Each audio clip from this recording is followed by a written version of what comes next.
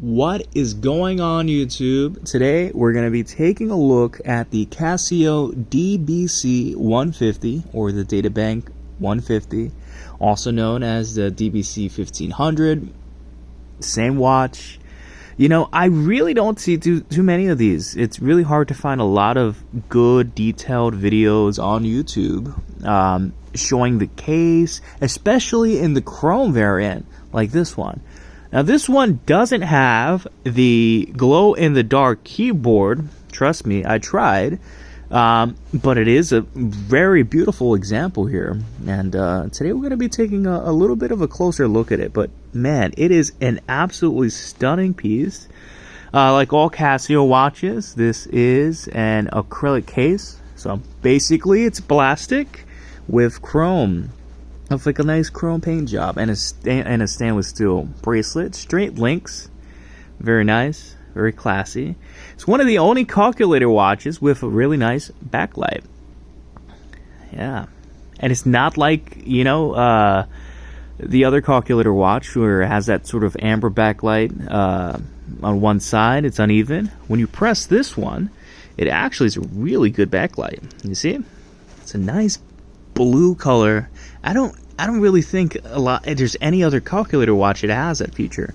Well, yeah, again, a beautiful watch. We'll take a little bit of a closer look. I'm by no means a watch aficionado, nor do I know terribly a lot about this watch specifically, but I did want to put a video out because I felt like that there wasn't that much good content on this, and this is one of those watches where it's not, it has not been re-released in recent time, and getting a good example, you know, finding one is far and few between, and getting harder and harder every single day. So when you find a good example like this, you know, for memory's sake, it's good to have, you know, to keep a history of this stuff, because not only is it a stunning watch, but, you know, I'm sure there's so many people that maybe remember this as a child.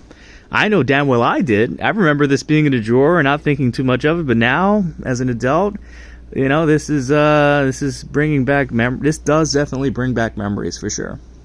But again, a really beautiful watch. In a second, I'll take it out of the case here and show you a little bit more. Alright, I had to give a good wipe down here because this is one of those watches where the chrome plating is, although it's really nice to look at, really is, it does get fingerprints, as you can see, and it really gets in those crevices where it's a little hard to wipe. So if you have one of these, maybe a microfiber towel, get a Q-tip. I mean, if you're a watch collector, obviously you're not going to really wear this, but I plan on finding another one and wearing this every day because I really think this is an amazing looking watch. And also, you don't see these every day. That's for damn sure. So again, a look at that backlight. Very nice. Looks like you have a dot matrix for the day, the year, and LCD display for the month, the day, and for the actual time. And you could set this for 24 hours. So there's a little button right here. It's a little recessed. It's a little interesting because the other buttons kind of poke out. It's like pushers. And this one is it's a little recessed. Actually, it's a little hard to get to. You gotta really put your fingernail in there, okay? And then you could press this, I believe it's the bottom button. Yeah, press this bottom button right here, and you can change between PM or 24-hour format. You know, some watches, it's a little bit, you know, this is again a retro watch. Some modern takes on this, like Skemi watches, you just have a button and then you can instantly change between 24 and 12-hour format. Again, it's really nice. One thing about this pad is that these buttons are kind of hard. They feel very hard. They're easy to push. And again, there are variants with this that are glow in the dark. And those versions are nice. But what tends to happen with those is that over time, the actual keypad turns yellow. So You know, a lot of the older ones that have the glow-in-the-dark feature, keypad turns yellow. Now, fortunately, I do think that these are easy to replace. It's really the actual underlying buttons, or the contacts underneath, are kind of flat, and really all this is held on is with adhesive, from what I understand. Now, again, I don't claim to be an expert, but if there's any experts in the comments, please enlighten me, because I'd love to learn a lot more about this watch. Let's go through some of the features. So, you got the date. Again, I'm no expert, but I'm pretty sure this is probably where you can add the data bank features. We're taking memos, probably. I believe this is scheduling, so if you want to put a time, a meeting name, you can put that here. You have, of course, have the calculator feature. Let's just do something. I haven't really pressed these buttons, so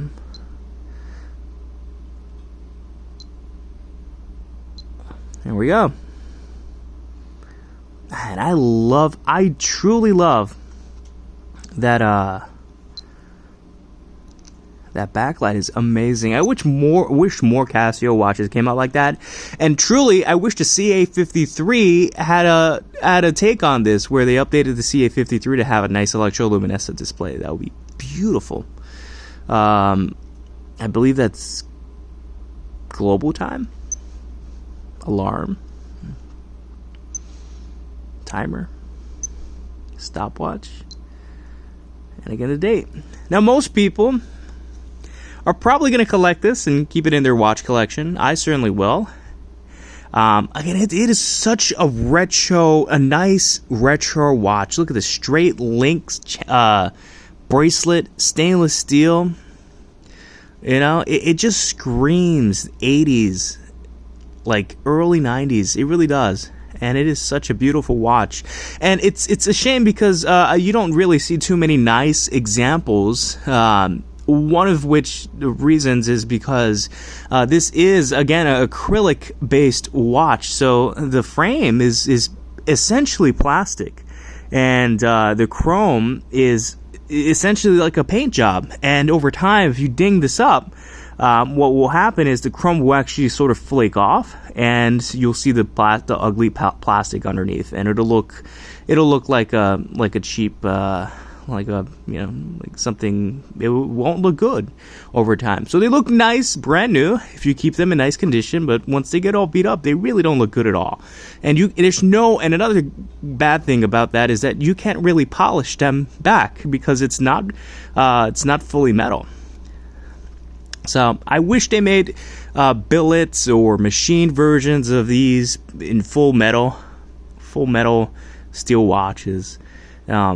I'm sure the reason why is because when these were made, from what I understand, it essentially was because they wanted to mass produce a version of a calculator watch. And Casio was definitively very successful in that. And part of that sort of promise to make something accessible and mass produce is bringing down costs. So using acrylic instead of using metal construction.